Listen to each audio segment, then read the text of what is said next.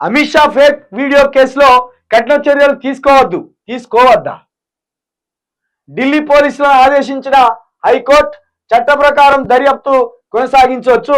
June 12కు విచారణ వాయిదా వేస్తూ ఉత్తర్వులు. అమిత్ షా ఫేక్ వీడియో కేసులో కాంగ్రెస్ పార్టీకి చెందిన 6గురికి హైకోర్టులో ఊరట లభించింది.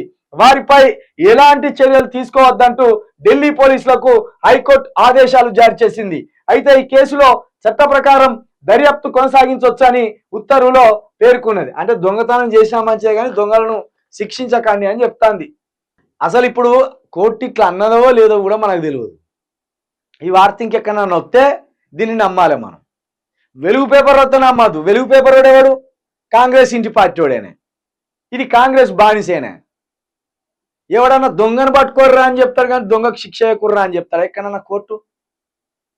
ఇక్కడ కోర్టు శిక్షించొద్దని, వాళ్ళ మీద చర్యలు తీసుకోవద్దని ఇక్కడ కోర్టే ఆర్డర్స్ ఇచ్చిందని వెలుగు పేపర్ కూడా రాసుకొచ్చింది. కాబట్టి దీన్ని బట్టి దీన్ని ఇక్కడికే మనము నమ్మొద్దు. ఇది ఇంకో పేపర్లో వస్తే నమ్మాలి. చూద్దాం. కేంద్ర హోంమంత్రి అమిత్ షాపై కేసు. పిల్లలతో ప్రచారం చేయించడంపై కాంగ్రెస్ నేత నిరంజన్ ఫిర్యాదు. సెక్షన్ 188 ఐపీసీ కింద కేసు నమోదు చేసిన మొగల్పూర పోలీసులు. వీళ్ళకి అనేకమైన కేసులు పెట్టాలి. వీళ్ళ మీద మసీదులను కూల్చేసేలా వీళ్ళు రెచ్చగొడతాన్లు.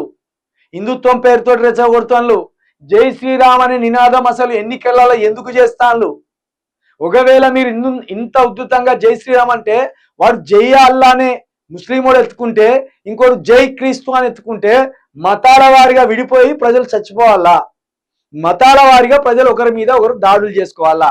ఇక మైనర్ పిల్లలను తీసుకుపోయి ప్రచారం చేయించడం వెనుక ఈసీ ఏం చేస్తాంది? కళ్ళు మూసుకున్నదా?